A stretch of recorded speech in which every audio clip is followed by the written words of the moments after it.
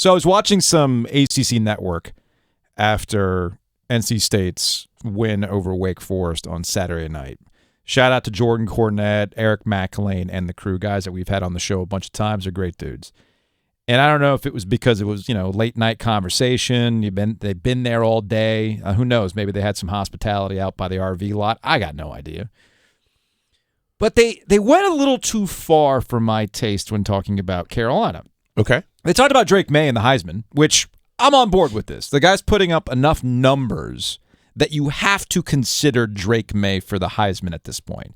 And with Tennessee losing to Georgia on Saturday, with Alabama losing to LSU this weekend, that's two now losses for Alabama, Drake Maye's odds are only going to improve if he continues to put up these numbers and they finish out the year with one loss, which is entirely possible. Okay. Which then gets us to the part where I thought it was a little too far for my liking.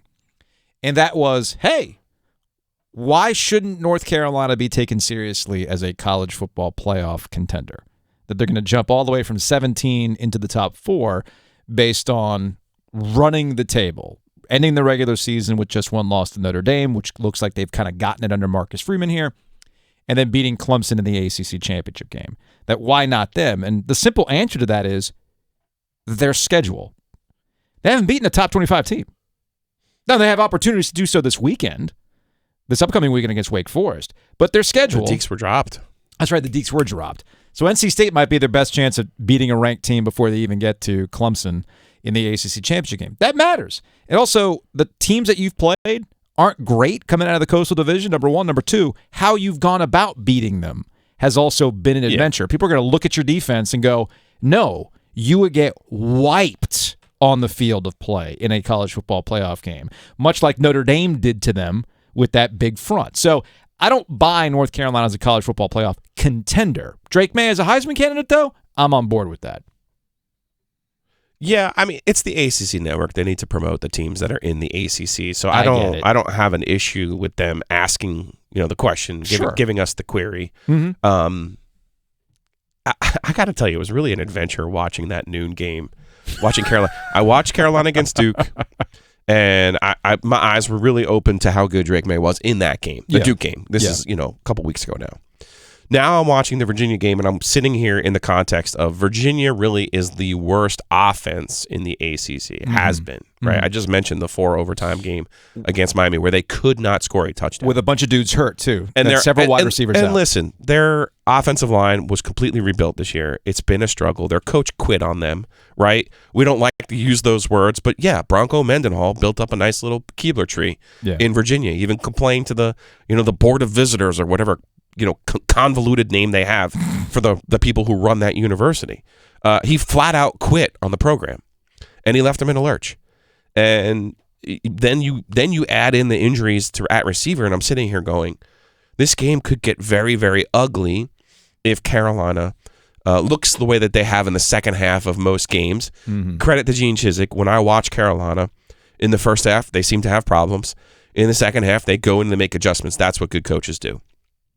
That opening drive from Virginia, it scarred me because you've been telling me this whole time, no, Carolina's defense is that bad. I'm like, no, Joe. They've got talented players.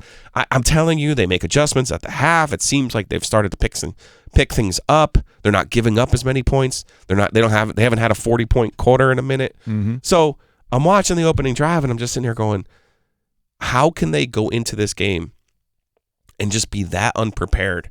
For us, the opening series is scripted. Virginia looked like they were running on air, against air. Yeah. A team that has been to that point completely inept. Which is why Drake Maye is in the conversation for the Heisman. And not just stats. Oh, because he is a tennis player who holds serve all the time, and that's not easy to do. So you look at his overall stats. Right now, he's got nearly 3,000 yards passing. He's fourth nationally in passing with 2,964 passing yards. He's first in total touchdowns with 31. And if you believe in QBR, he's third in the country with ESPN's QBR metric. When you look at the other quarterbacks with Heisman contention, he actually does something that C.J. Stroud at Ohio State, who struggled with the rest of Ohio State against Northwestern this weekend, he does something that C.J. Stroud doesn't necessarily do, and that is run Okay? Yep. Drake Maye has over 500 yards rushing, 4 touchdowns on the ground. And that's not something that Stroud does. Stroud has 29 touchdowns, 4 interceptions. Maye has 31 touchdowns, 3 interceptions. Completion percentage, 71.2% for Drake Maye, 67.9% completion percentage for CJ Stroud. And again, he's got nearly 500 more passing yards than CJ Stroud does on top of what he's doing on the ground. But to your point about holding serve, you can talk about schedule all day. And you just heard me say that North Carolina's schedule isn't that great and they've struggled to win these games. But the reason why they've won the games is because Drake Maye has been that dude. It's been really impressive to watch. I know there have been some ACC fans that think it's going overboard, but we talk about MVP a lot. Most valuable player. Yeah. What is the value? You take Drake Maye off that team, what happens? Or you put Drake Maye somewhere else, what happens? I think we all recognize what Carolina looks like if he's not the quarterback right now. I've seen the comparison now recently, and boy, there are some fans who don't like it when you do this. But, when I saw Trevor Lawrence in person, freshman year, the ball whistled out of his hand. Mm-hmm. And I was just like, oh my gosh, this guy is something different. And now Drake Maye is not overpowering in that way, but there is some Justin Herbert to what he does. Sure. And you look around the NFL right now, Justin Herbert, is on that talented type scale where you're right. Maybe not the most dangerous runner in the history of the world, but runs enough to extend plays. Mm-hmm. And then he really understands the concept of throwing guys open. Yes. And you watch the first half of that Virginia game, and sorry to harp on the first half, there were a lot of drop passes in that first half. He was not being helped by his team in the first half of that game. Mm-mm. And his numbers could have been even better from the Virginia game. So the other issue when it comes to Heisman voting or the Heisman discussion is the moments, right? Mm-hmm. Hendon Hooker had the moment with Tennessee before Georgia beat them this past weekend. And Drake Maye hasn't had that moment yet because, again, the teams that they're beating right now aren't great teams. They could have had a moment against Notre Dame, but obviously we know the result of that game. But there's still time left. You can still have that moment. Are you telling me that Drake Maye doesn't truly enter a Heisman Trophy campaign if they don't beat Clemson? Like, if they beat Clemson in the ACC championship game and he balls out, you telling me that's not the moment? He won the damn ACC championship. That's going to put you in the conversation. Yeah. The one thing the Big Ten has going for them, though, is they will have those spotlight games late. So we're still going to get the big Ohio State-Michigan game. And I don't think you can just dismiss Hooker just because of the one bad game. I'm with you on that. But I do want to make it abundantly clear that what Drake Maye is doing at North Carolina right now at least gets you in the conversation, and who knows, gets invited to New York at the end of the season. Maybe he doesn't win it, but I can see him getting invited to New York based on what he's done so far this season.